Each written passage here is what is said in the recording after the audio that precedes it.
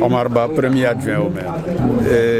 Quand nous avons pris en main les charges de la commune, Madame le maire avait fait du sport, de la culture une priorité. Et donc il était nécessaire de faire le diagnostic du sport avant de réaliser quoi que ce soit. C'est faire ce diagnostic-là qui nous a amené à construire cette journée pour qu'on réfléchisse sur l'ensemble des sports du Sénégal, de Joal Fadiouth, pour voir ce qui ne va pas et ce qui va, pour voir quels sont les sports qui sont pratiqués, quels sont les sports qui ne sont pas pratiqués et qui sont susceptibles d'être pratiqués, comme la natation. C'est ce qu'on attend justement des acteurs. Et le remerciement de Madame va justement à l'égard de ces acteurs-là qui ont répondu immensément à la rencontre.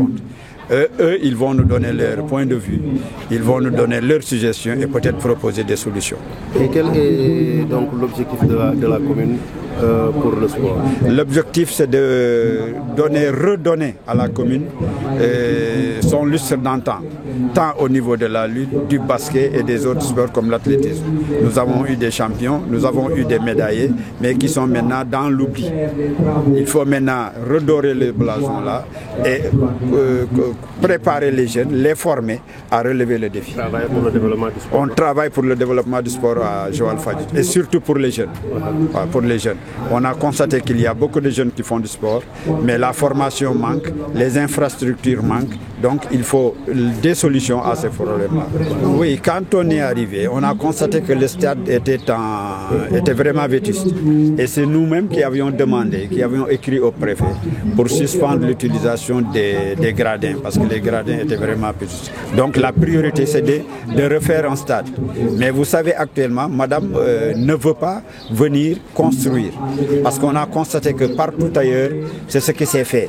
Vous construisez un édifice, l'édifice ne dure pas 3 ans, on dit qu'on a jeté de l'argent. Pour éviter ça, il fallait faire des études géologiques. Les études géologiques ont été faites. Il fallait faire la topographie a été faite. Il fallait confier maintenant le travail à un architecte. Et l'architecte a fait une proposition, c'est cette maquette que vous avez vue. Maintenant, on va discuter.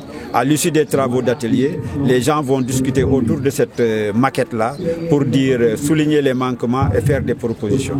C'est un stade multifonctionnel. C'est un stade multifonctionnel qui est prévu. Avec, dans la maquette, l'architecte a prévu 1300 places. Mais on a constaté que ces 1300 places sont très petites. Donc il faut prévoir une augmentation de ces places-là. Il faut prévoir la construction d'une piste d'athlétisme avec au moins 8 couloirs. Le terrain basket est prévu. Le terrain basket est prévu avec ses arrières et tout ça, c'est prévu. Je suis Omar Ba, premier adjoint au maire du maire de Joal Fadiouth. Nous def diagnostic suñu sport à Joal Fadiouth dans la commune parce que nous constaté que y a beaucoup de manquements, il y a beaucoup de faiblesses que dañ ko constaté nañ ko infrastructure amul, constaté nañ que jeunes yi amuñu formation té yoy yeb dafa doon lo xamné li actuellement sport dafa doon lu doy war parce que actuellement sport dafa am retombée économique yo xamné il faut ñu tagat xalé yi pour ñu xam lolu. Waaw développement sport bi moo tax ñu def mbir mi té dañuy am contenté parce que acteurs yi nga xam ne ñoo ñu war a jox ay proposition ñëpp répondre nañu présent muy anciens yi muy jeunes yi ñëpp ñëw nañu léegi bu ñu defee travaux d'atelier yi ñoom dinañ ñu wax seen xalaat ci infrastructure dinañ ñu wax seen xalaat ci formation dinañ ñu wax seen xalaat ci perspective te loolu moo waraloon journée yi. waaw xam nga boo seetee Joal Fadiouth sport pratiquement surtout bëre daf fi dee ce qui est anormal.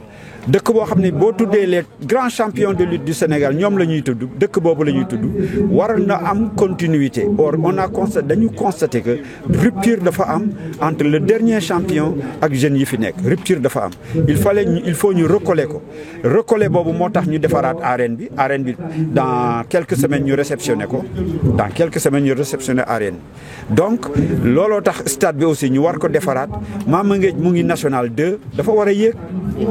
Yooyu yëpp li koy waral lii waral mu yéeg mooy il faut ñu daje ñun ak acteurs yi waxtaan acteurs yi wax ñu faiblesse bi fan la situé wu wax ñu faiblesse bi fan la nekk ñu mun koo xam mun ko diagnostiquer mun ko faj buñ ko mënee faj buñ ko mënul faj ñu tàllal état bi loxo état bi ñëw dimbale ñu faj ko. li ñu war a def dafa war doon stade boo xam ne bii ñëpp war ku nekk sportif bu nekk war nga si mën a gis sa bopp loolu mooy sportif multifonctionnel athlétisme war na si mën a gis boppam basket war na si mën a gis boppam handball war na si gis volleyball ainsi de suite yooyu yëpp dafa war a gis seen bopp si stade te stade bi dafay doon rek benn jalon parce que bu stade bi pare ñu ngi xalaat def benn piscine olympique boo xam ne bii parce que Joal dëkki ndox